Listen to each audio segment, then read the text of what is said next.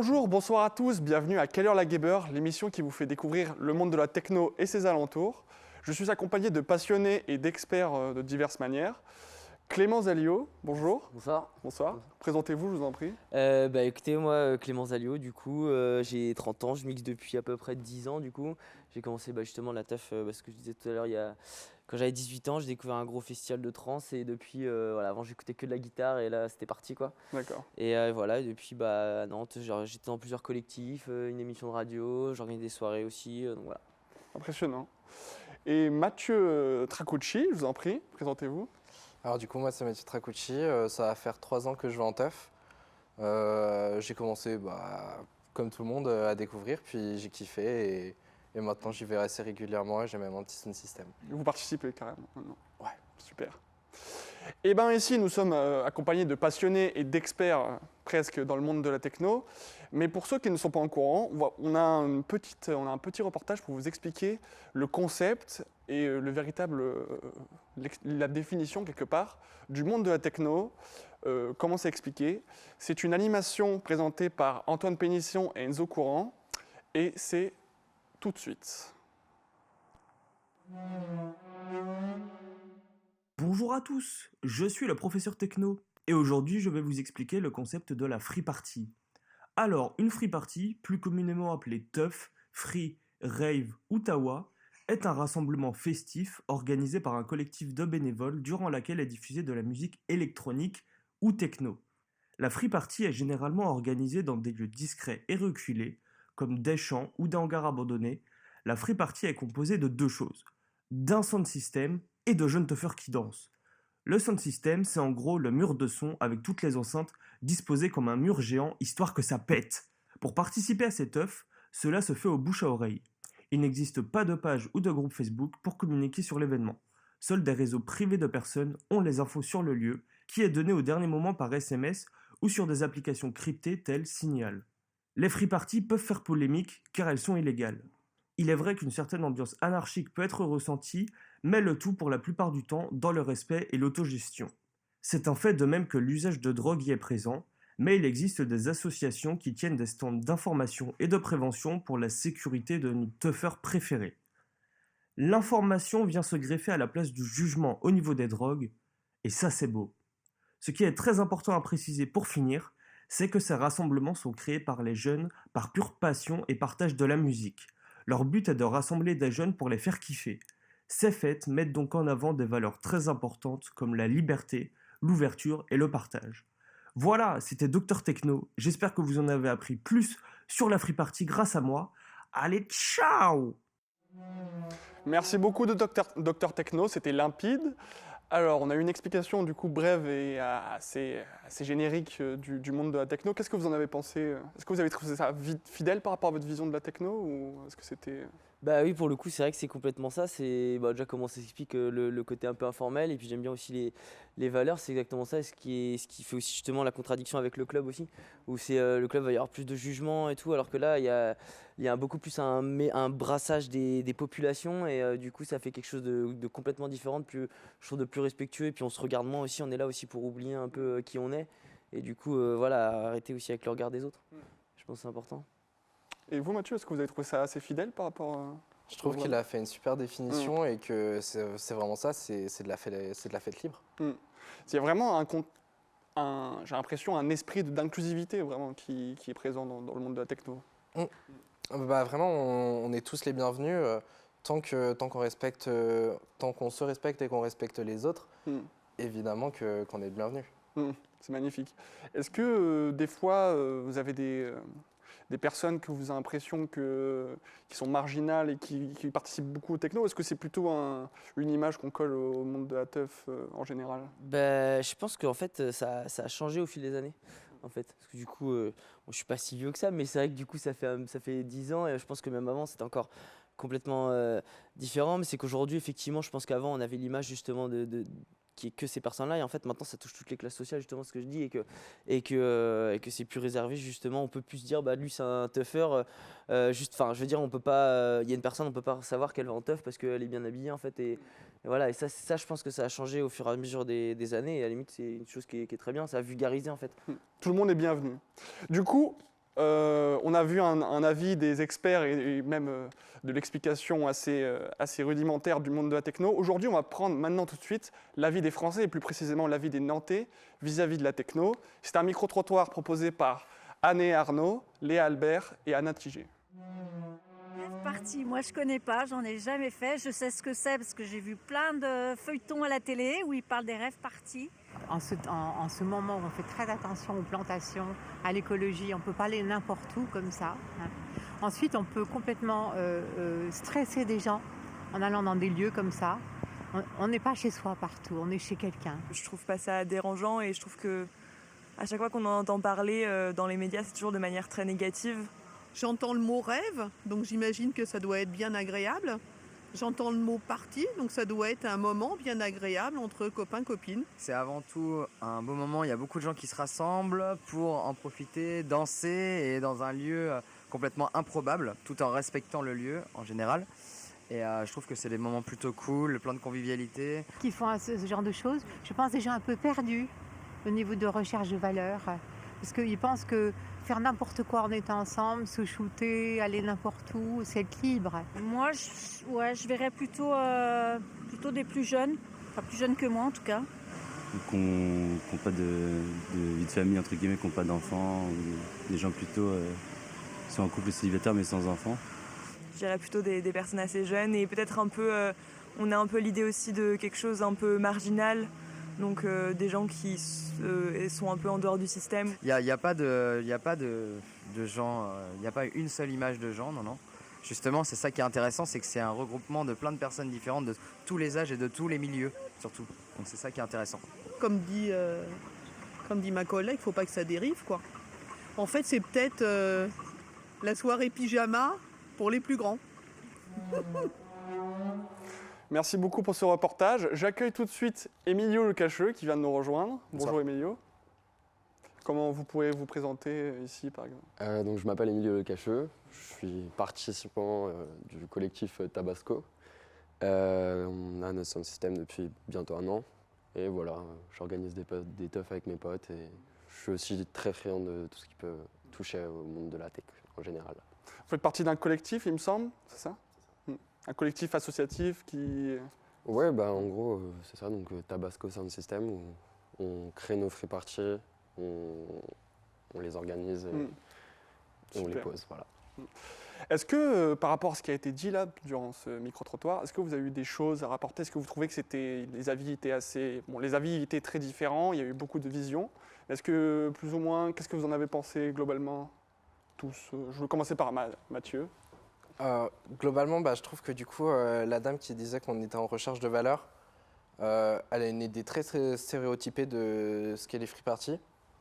Après, elle avait dit quelque chose aussi sur l'écologie. Et c'est vrai que parfois, avec les nuisances sonores ou les groupes électrogènes, on peut déranger la faune et la flore. Donc c'est aussi quelque chose à prendre en compte. Mais le monsieur, le disquaire, avait un avis plutôt réaliste, je trouve, de ce qu'est la free party. D'accord. Et vous, est-ce que vous êtes plutôt d'accord avec Mathieu ou... Bah ouais, après il y a aussi une chose moi qui m'a fait marrer, une vieille dame qui disait que ces gens-là doivent être sûrement un peu perdus et tout, etc. Alors évidemment, bien sûr qu'il y a toujours des gens un peu, on le disait, dans la marge de la société, mais il y a aussi d'autres gens qui sont pas du tout comme ça. Et ce qui est marrant, c'est que c'est plutôt le reflet de la société en fait. Et c'est ça qui est marrant, c'est qu'on n'est pas forcément perdu, ou en tout cas peut-être qu'on est en train de chercher des repères, qu'on essaie de les trouver, malheureusement, enfin pas malheureusement, parce que voilà, on aime bien ça, mais il y a aussi que cette manière de le faire, parce que voilà, aujourd'hui... Puis aujourd'hui, c'est quelque chose qui est plus accepté peut-être par les gens de nos générations, on est plus compris, parce que même si tu ne vas pas en teuf, mais que tu as nos âges, tu peux comprendre ce que c'est, on en parle différemment, contrairement à la dame justement qui avait son avis très tranché, où... c'est sûr, la teuf, en tout cas en tant que telle, c'est pas tout blanc, tout noir, mais c'est nuancé. Bien sûr qu'on peut retrouver des choses mauvaises, mais énormément, et je pense plus de choses bonnes que mauvaises. Je vais faire l'avocat du diable un petit peu. La dame du coup que vous venez de citer, là, elle parlait beaucoup de drogue, de jeunes qui se shootent, qui n'ont pas trop les notions de la réalité et qui essaient de se perdre. Est-ce que vous avez l'impression que c'est une vraie vision, ou est-ce qu'ils sont en train de diaboliser quelque part un peu le public de la teuf en général? Pas diaboliser, parce que c'est quelque chose qui est réellement présent, que ce soit pas qu'en teuf, en club aussi par exemple. Mais là où en teuf, on va essayer de venir prévenir et que ça se passe le mieux possible. Ce qui, par exemple, en club n'existe pas forcément, en tout cas que depuis plus récemment. Ouais, c'est justement ne pas diaboliser la prise de drogue, mais en tout cas essayer qu'elle se passe au mieux et que la soirée en général se passe au mieux. Mathieu, vous, pour rebondir là-dessus, vous venez d'introduire dans une association justement de prévention par rapport aux drogues qui s'appelle Technoplus. Qu'est-ce que vous auriez à dire par rapport à ça? Du coup, oui, Technoplus, c'est une association de réduction des risques. Donc, on blâme pas du tout tous les usagers, mais on est vraiment là pour déjà qu'ils s'informent sur quoi de ce qu'ils vont prendre, et aussi essayer de faire en sorte qu'ils prennent, mais à moindre risque, comme avec des roules tapailles, ou même on peut fournir des seringues, ou tout un tas de flyers pour les informer. C'est super. Donc on peut se rendre compte qu'il n'y a pas vraiment de justice ou de police de la drogue, mais c'est plutôt un élan de soutien. On ne va pas vous punir, on ne va pas vous juger, juste on va vous faire en sorte que vous ne preniez pas de risques quand vous consommez, quoi. Et bien c'est super. Maintenant qu'on a vu un peu l'avis des Français, on va s'intéresser aux vrais experts de la teuf, donc ceux qui sont responsables de leur organisation. On va suivre justement un reportage sur le collectif de Emilio Le Cacheux qui s'appelle Tabasco. C'est un reportage de Anna Tigé, Paul Even et Ewan Desmas.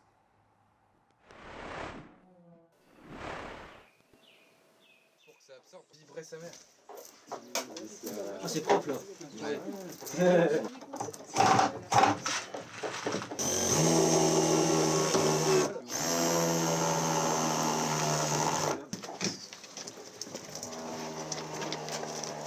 Allez, free party là. Allez, free party. Allez, free party. Allez. C'est pas tout, free party là. Allez, c'est là-bas.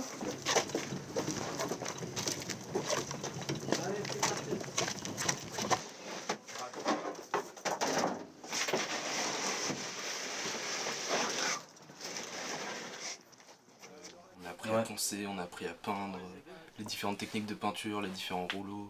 C'est les frissons parce que c'est quand même illégal, c'est amusant. Pourquoi mettre tel haut-parleur avec tel ampli ou tel caisson, c'est matrixant. Électrique avec plus un moins un. C'est beaucoup d'autogestion, c'est sympa. C'est moins cher que les clubs bien sûr, parce que juste tu donnes une donation à l'entrée, c'est prix libre. Tu ramènes ton propre alcool, tu t'autogères et souvent tu as plus... Ou toi dans les clubs où tu te fais virer par des videurs, là c'était un problème, souvent il y a des gars qui viennent voir pour voir c'est quoi le problème et le régler plus facilement qu'en club. Enfin c'est beaucoup plus libre quoi, où t'as la liberté, tu fais ce que tu veux, dans le respect et dans la bonne humeur. C'est à peu près comme des vacances, c'est tranquille, il n'y a pas de bagarre. Tu veux t'asseoir, tu t'assois, tu veux un sandwich, tu prends un sandwich. Non mais c'est trop bien, c'est la meilleure des choses, ça. Parce que les gens en teuf, ils ont vraiment une façon de penser qui est différente. Ils sont ultra ouverts d'esprit et il n'y a aucun danger, en tout cas quand tu vas en teuf, c'est pas comme quand tu vas en boîte. Tout le monde est là pour juste s'amuser et tout, et on est tous entre copains, c'est vraiment hyper convivial, c'est vraiment une famille. C'est trop bien. Oui. Déjà on a beaucoup de préjugés sur les teufs, dans le sens où les gens ont déjà un avis fait sur les choses, mais c'est comme ça avec plein de trucs. Mais moi, la première fois que je suis allé en teuf, c'était le Technival de Redon. Je sais pas si t'en as entendu parler, mais il y a un mec avec une grenade qui s'est fait arracher la main et tout. Moi, je me suis chié dessus carrément, on s'est fait courser par les CRS et tout. Enfin, c'était n'importe quoi. Et j'ai appelé ma mère pour rentrer, tu vois, parce que j'avais eu peur. Mais en soi, je dirais c'est un milieu qui est un peu impressionnant au départ quand on arrive, mais qui vaut la peine d'être vu parce qu'en fait, c'est vraiment ouverture d'esprit totale. Et les gens, en fait, t'as beau être n'importe qui, mais en fait, t'es qui tu es, et les gens s'en fichent, les gens vont pas te juger. C'est pas comme si t'allais, je sais pas, en boîte ou autre part, mais où tu vas peut-être plus te faire juger, ou on va te regarder d'un autre œil. La teuf, c'est vraiment un aspect, je dirais, limite familial, et très fraternel. Tu vas pas juger les gens parce qu'ils font des trucs, ou parce qu'ils portent une bouteille d'eau sur leur tête, tu t'en fous, tu vois. T'es juste devant le son et tu kiffes.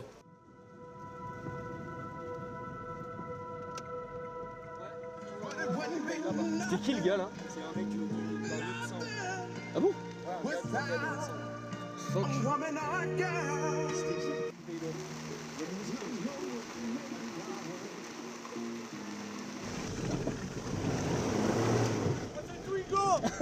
Là. Là.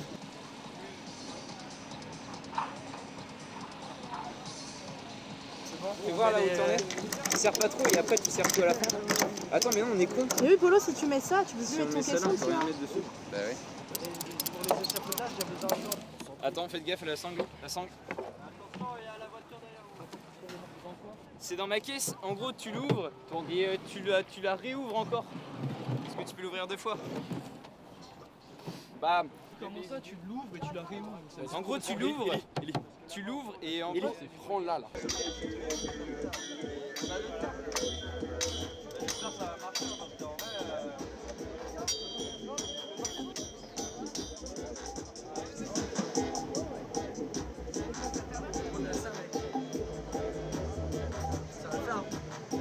Si là aujourd'hui c'était un peu mal organisé parce que voilà il y avait les caissons à retaper, mais si t'as tes caissons qui sont prêts en soi et que t'as déjà tes camions, tes groupes électrogènes, t'as pas trop besoin de te prendre la tête quoi, ça dépend de ce que t'as. Bah voilà quoi, Tabasco, Ça va tabasser. Ça vous met le KO quoi.